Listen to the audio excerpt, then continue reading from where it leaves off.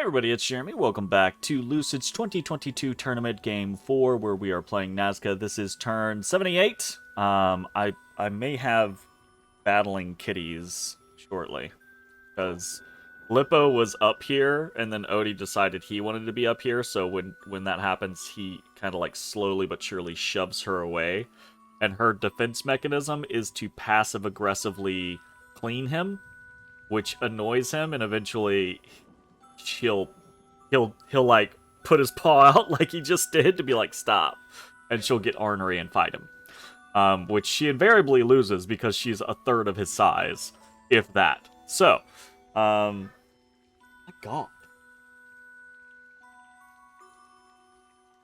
they are so cute together until they start fighting. Anyways, let's focus on the Dominions game, shall we? We got a bunch of battles to watch. We did some ritual casting last turn. Nothing crazy. No random luck percentage chances or anything like that. We got a fairy queen. Cool.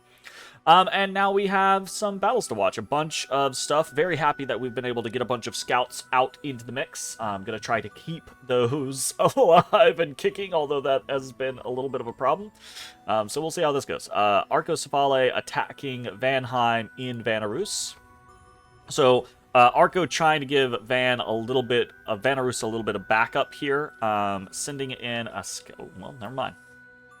Oh, okay. The scout is just there for shits and giggles. The real combatant is Rock and Stone. Okay.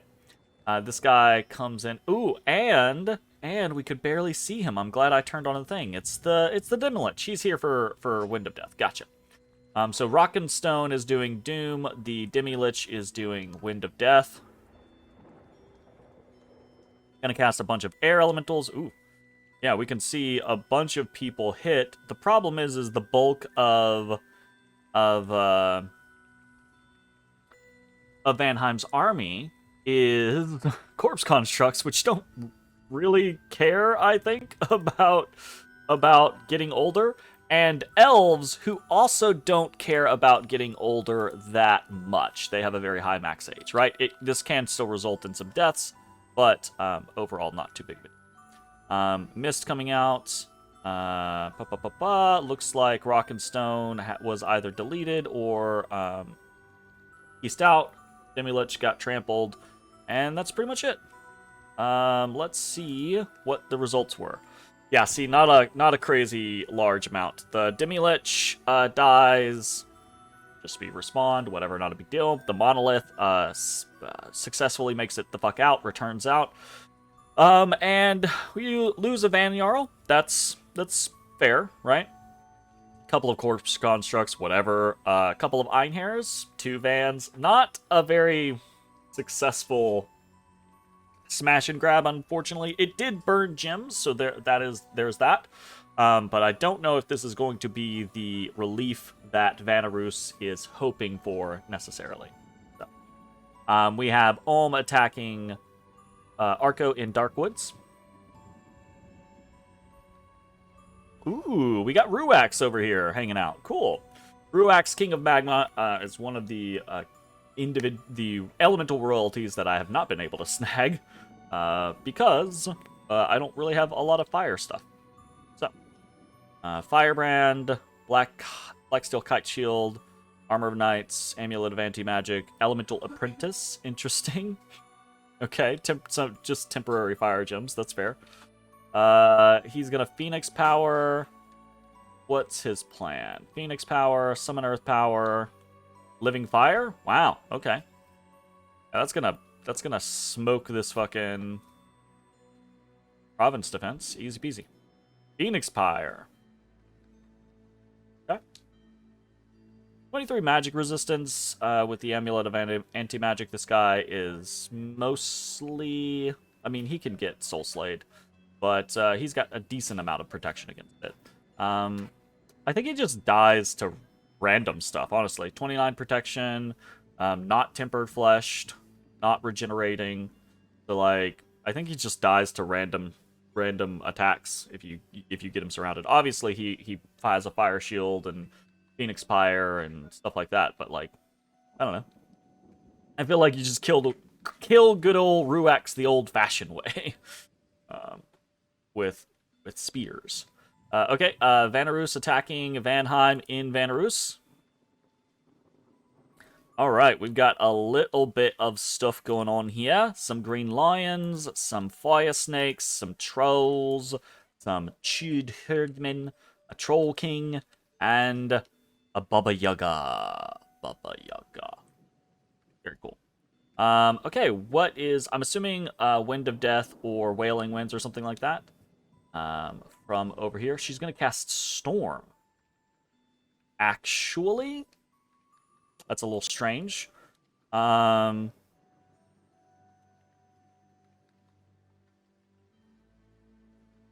miss something?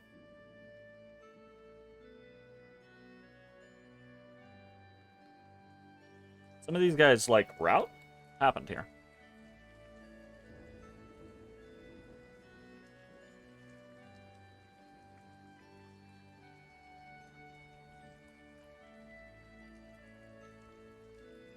Very strange.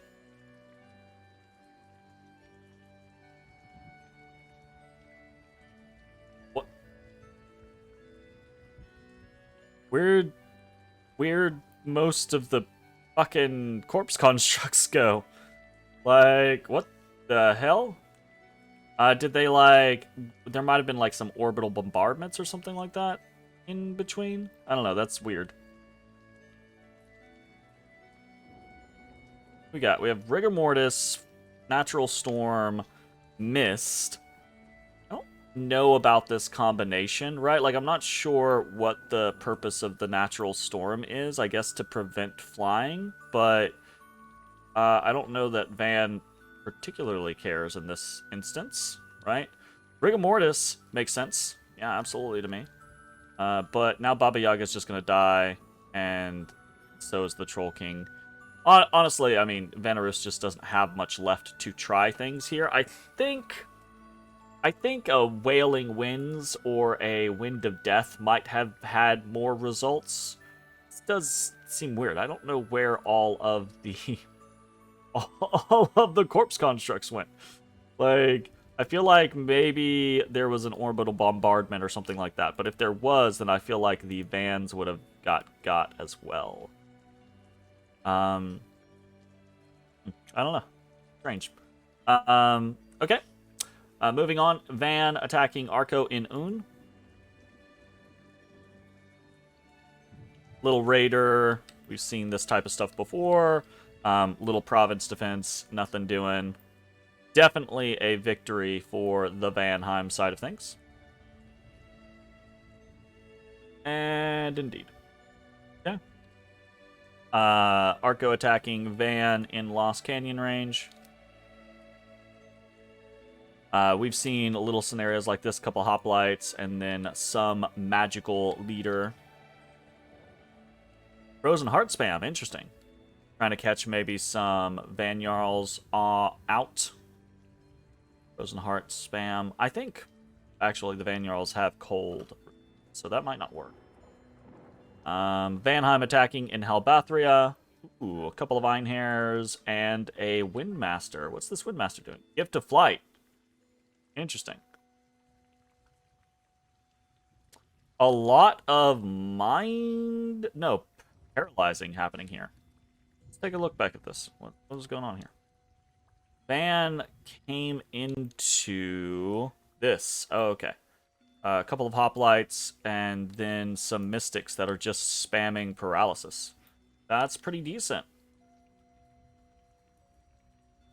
Yeah, half of them are paralyzed before anything else can even happen. So that's pretty good. Pretty good. Yeah, lost a single hoplite there. Very nice. Van attacks into Shepherd's Haven. Has a Van Jarl hanging out. Little kit. Definitely going to win against that. And then Vanheim attacks in Vanarus. This is the storm. I don't know what happened to half of the shit that was here. It had to have been... I don't know. I want to say it had to have been, maybe it just got moved out. That feels really weird, though, to me. I don't know what be happening here. We got a Vanabog with nothing on it. We've got a Vieden with nothing on it.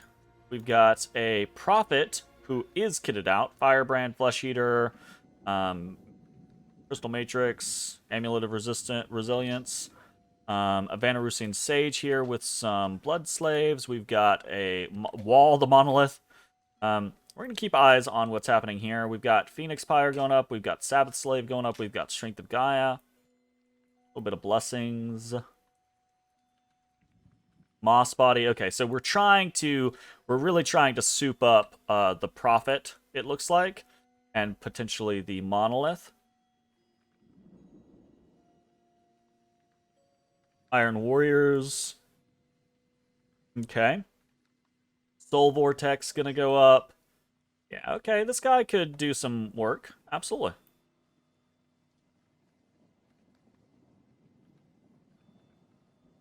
Guy could totally do some work. Unfortunately, in the background, we've got flying Vanheers that are gonna chop shop everything else. But the Prophet might hold.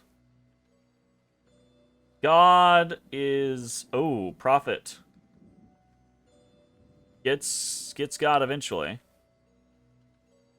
And gets got basically immediately afterwards. And is... Oof. Damn.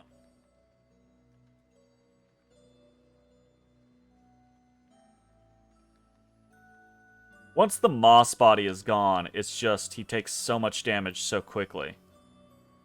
And these guys take basically no damage from, because of their fire resistance 10, they take basically no damage from the Phoenix Pyre explosion. Right? And that's that.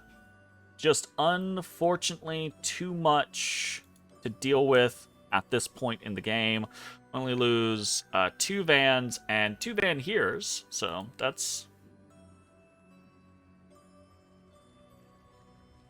something.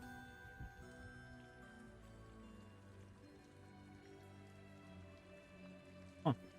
Well, that's that. Honestly, that's Vanarus. Pretty much done with. I don't think they're dead, but I can't imagine that they have much left after that. I think they have maybe one more fortification.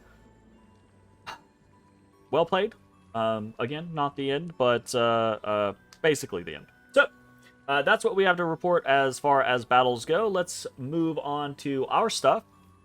Unexpected events occurring both in Amul. The first one is the Cthulhu event that we are continuing. Your agent sends a disturbing report from the coastal village. Some of the inhabitants are afflicted with a deforming disease. They walk hunchbacked and with a wobbling gait, eyes bulging from the strange fever besetting them.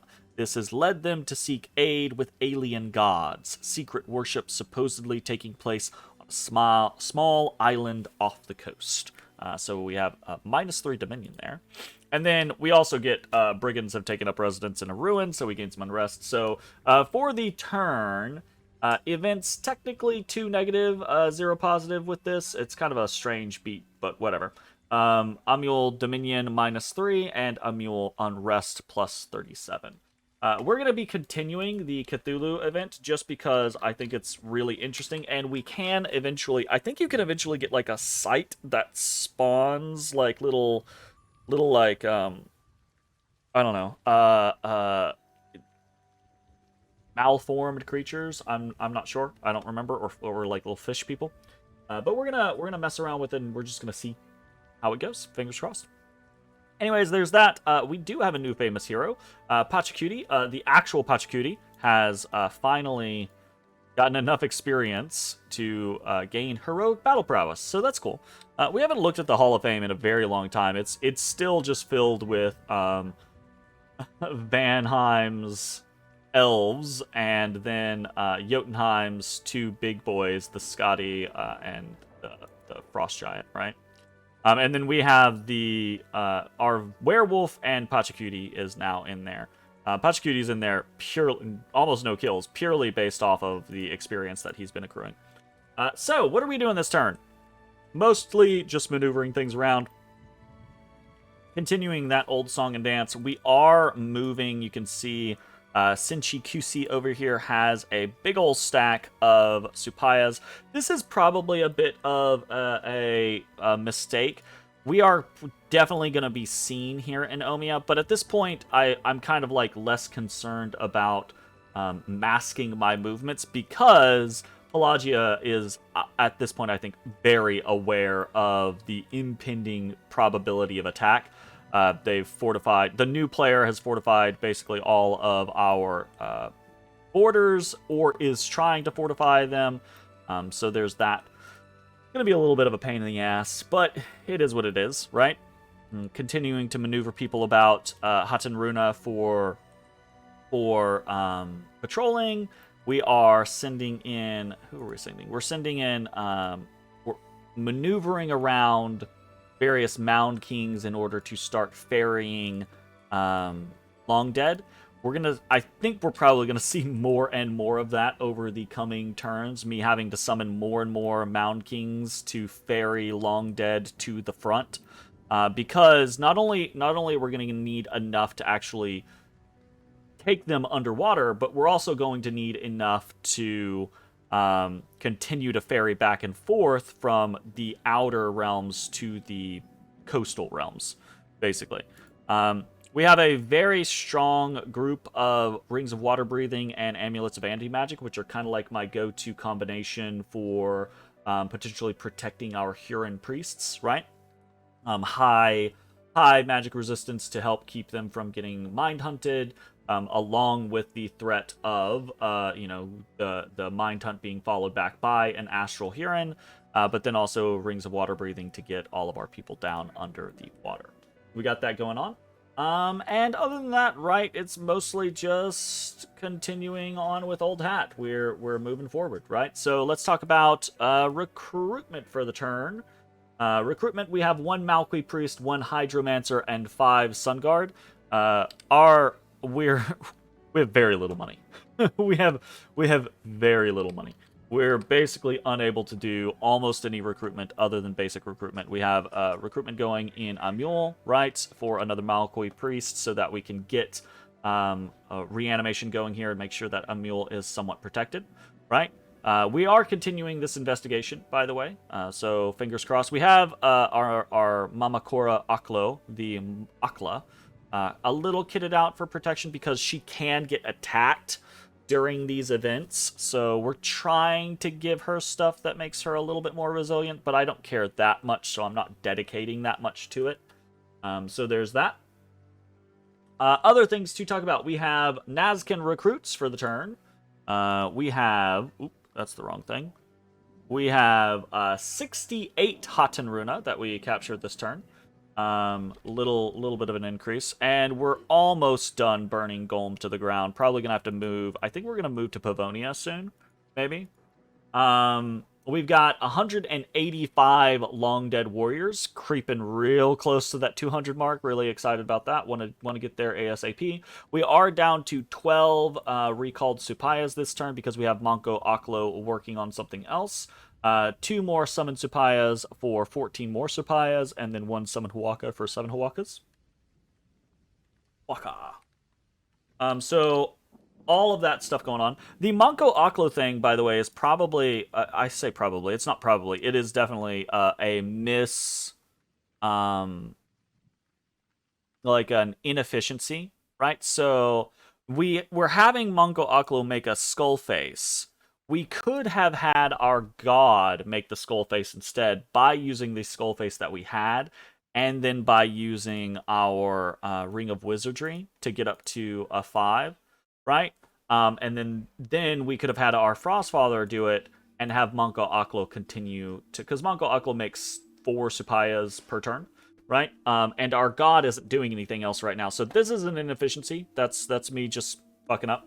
But it'd be what it be. Situation is what it is. Special recruits for the turn. We continue with our Direwolf and Dustwalkers. What are we up to now? Up to 23 Dustwalkers now.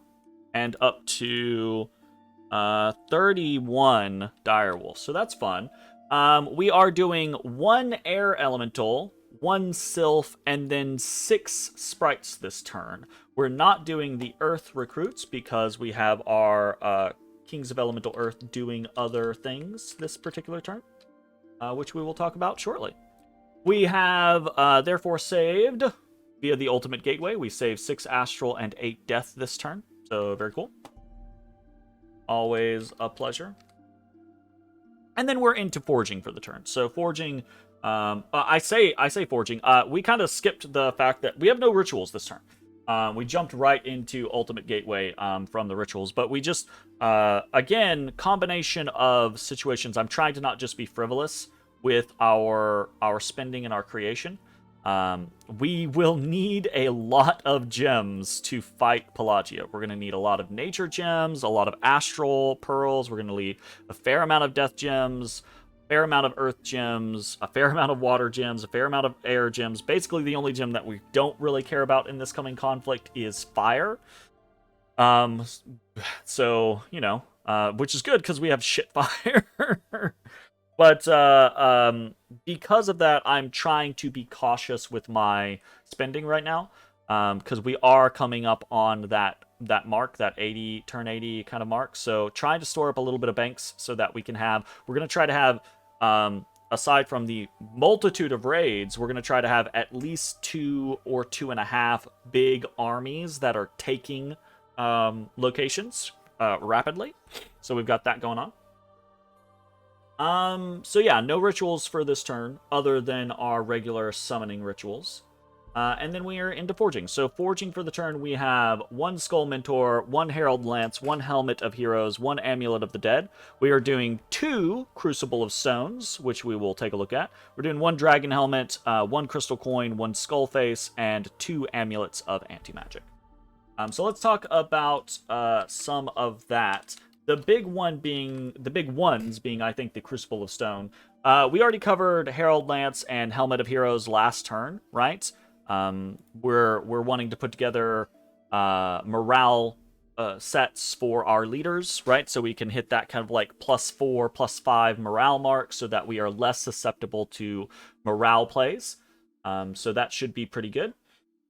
Things like Dragon Helmet, we're just trying to kit out our Fairy Queen, again, against morale, because they have horrendous morale.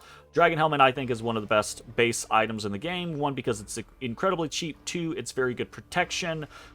3, it does give you some decent stats in the concept of, like, it can prevent you from dying to fire shit, right? But the +5 morale is really awesome. Right, that is kind of like a core concept of being able to keep some of your damn mages from running.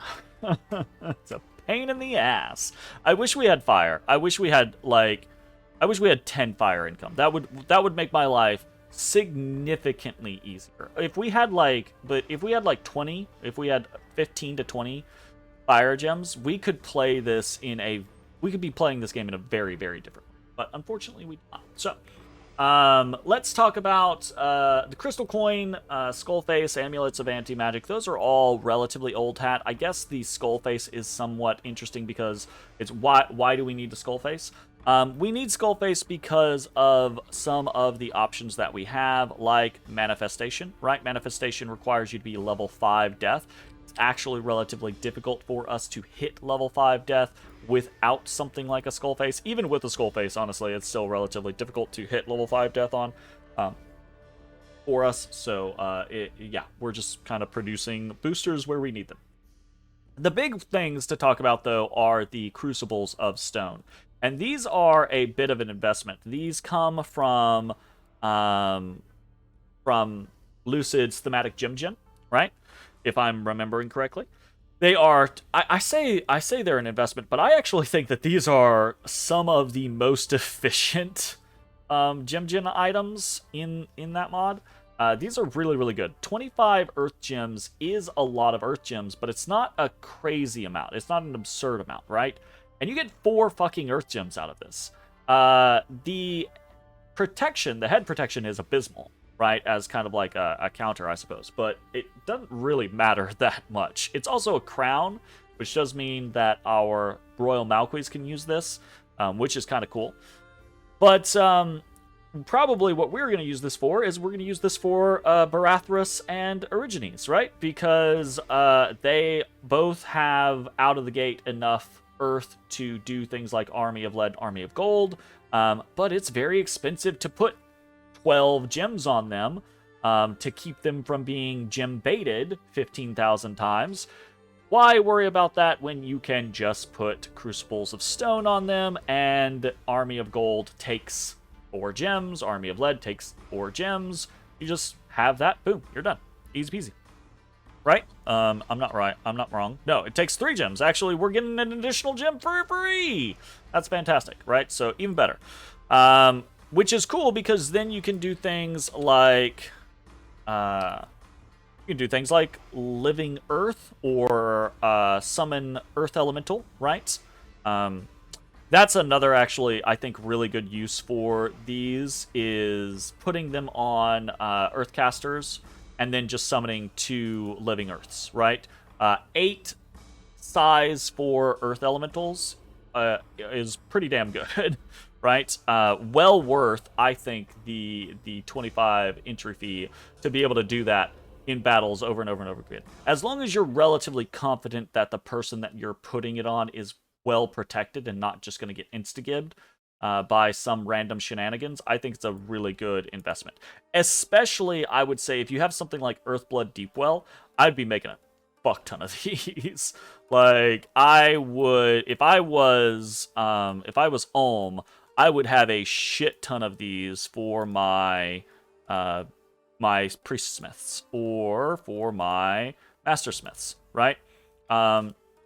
Basically, Ulm has a insane ability, one, to make a lot of really cheap gear, but two, the cheap gear being important to protect, right, the investment of the more expensive gear, right? So you can, on a mastersmith, you could very easily, obviously you're going to want like boots, right? Earth boots. You're gonna take their head slot with the Crucible of Stone, but then you can give them a 1-cost Armor of Knights, right? You can give them a very cheap Amulet of Anti-Magic, right? To keep them from getting Soul Slayed or something like that easily. You can even give them like an Earth or a Lead Shield, right? Like that type of scenario. Basically to keep them from just getting popped while they go into a battle and they go Summon Earth Power, and then they go Living Earth, right? And you have like 3 or 4 of these in various armies, and that's a lot of fucking Earth Elementals, and Earth Elementals can squish most things, right? Like Earth Elementals running around at size 4 will trample most things. It can be really intimidating, at least personally for me, I think. I would love to be able to squish things like that consistently. So, we've got that going on. Crucibles of Stone, I think, are going to be super useful for us. We're probably going to look to invest in other items like... let's go take a look. Like, where is it? Cornucopias for our Fairy Queens, right? Although these do not quite hit all of the things that we are wanting our Fairy Queens to accomplish, which is unfortunate, right? Things that we're really interested for our Fairy Queens right now, Mass Regeneration, obviously. Things like Relief can be very important. Things like Serpent's Blessing, right, can be very important. So we got a lot of gems coming out from that. Cornucopias don't accomplish all of those things, but they do accomplish Mass Regeneration. So, at the very least, we can guarantee we're always getting out Mass Regeneration, right? And fortunately, Mass Regeneration is one of those things of, like, once it's cast, it's not a battlefield enchantment, so it doesn't, like, peace out when your Fairy Queen inevitably runs, right? So we got that... Oh, my God. We got that situation going on. Yeah. Probably going to look into maybe some Clams of Pearls or stuff like that. We're already all kitted out with water lenses. There's not really a better... Is there a better water one? I don't know. Oh, we might do some storms in a bottle, right, for our Queens of Elemental Air, because that's pretty useful. This does not cover Fog Warriors, but it gets you most of the way there, so that can be helpful. Ghost Orb is Death Gems. We could do that. We probably should do that. It's probably a worthwhile investment. Fairy in a Bottle does Air Gems and Nature Gems. Interesting. That's kind of cool. I need to take a look at more of these and really determine exactly what we want to do with them. Eye of Gaia does Bark Skin. It's cursed. It does 5 Nature Gems. It's 25. You know what? 25 Nature Gems, and we don't really care about the 5 Blood, whatever. We get that in a turn. So 25 Nature Gems is a hefty price, but it's only 10 more than the cornucopia, and it actually does give us 5 Nature Gems, which is enough to cover, I think, all of the stuff that we do, right? The idea of Relief is 1, Mass Regeneration is 2, Serpent's Blessing is 1. So yeah, that actually would work. I'm going to have to think about it. I'm going to have to look into what are... The obvious problem here being, right, we only get 9 Nature Gems per turn, right? And if we invest 25 of them, or even 23 of them, right, with a hammer, into something like an Eye of Gaia, could we even make that?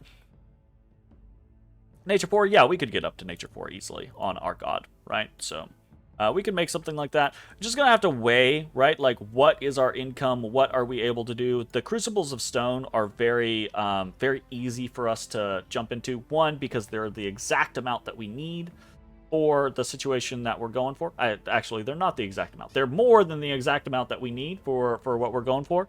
And we already had a very large bank of Earth Gems that we weren't really doing anything for. So anyways, that's going to be the end of this episode. Just chugging along. We should have action in... It might not be turn 80. It might be turn 81 because next turn 78, or sorry, turn 79, rather, right?